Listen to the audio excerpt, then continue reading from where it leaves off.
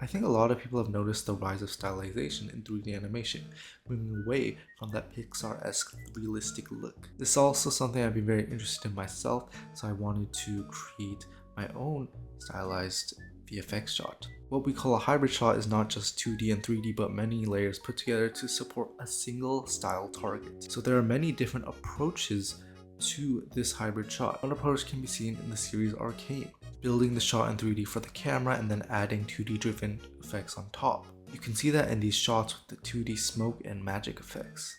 Another approach can be seen in Spider-Verse, where 3D animation is pushed through a comic book logic, with elements like graphic shading, line work, stylized effects, and intentional imperfections. One more approach can be seen in the movie Klaus, where it's a reverse path and they use 2D to look like 3D. The one thing that overarches all of these approaches is how important the step of compositing is. Lighting and compositing played a critical role in the exploration and execution of the visuals achieved in Spider-Man Across the Spider-Verse. When everything is done, animation, background, simulation, 2D effects, and we composite it. Compositing at Fortiche is one of their signature crafts, and it's just a straight mystery box for me. If all these elements in the shot don't seem unified and don't seem as if they are from the same universe, then none of this works. So for my shot, I was heavily inspired by a lot of these works. I especially was heavily inspired by Arcane, as I really liked the look and feel of it and strive to create something close to it. I wanted to create a shot of a magical crystal and some apparatus spewing out sparks and lightning and smoke. The first thing I did was model in Maya. I found this jewelry online and I thought it looked cool, so I used it as a reference for my model. Then I went into Substance Painter and tried to create textures with a somewhat painterly look to it. I've used Maya and Substance Painter before a lot, so these steps were pretty straightforward. But then it was time to do the effects. I haven't used Houdini much before, so through this project I had to learn a lot and watch a lot of tutorials and videos to figure out how to create the effects. First, I created the spark effect. This was pretty straightforward and simple, but it was my first time using things like the pop network, so it was still a learning curve.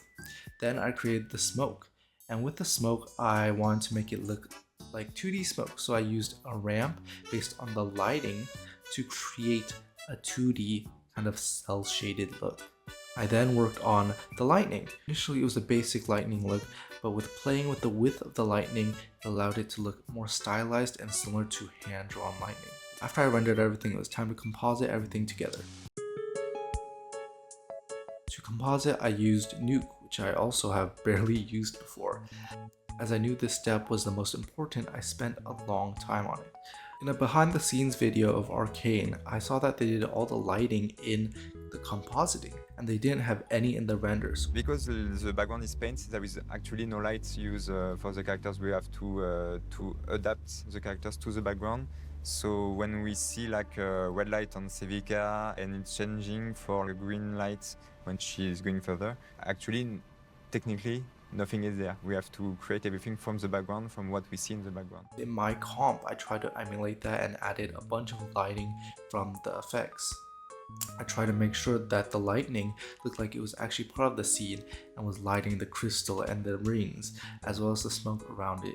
I was also struggling on how to play with the smoke in the scene.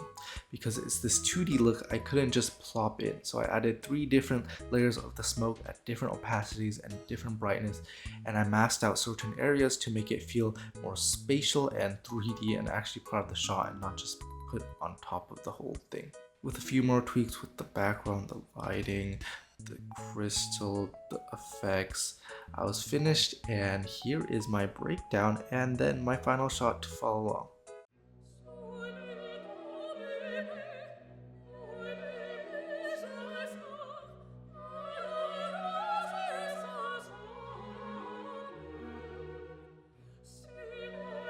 I mean, I could keep on working on the shot forever, honestly, but I am satisfied with how it ended up. I think I learned a lot in this project, and I'll probably continue to work a lot in experimenting with stylization and VFX. Thank you.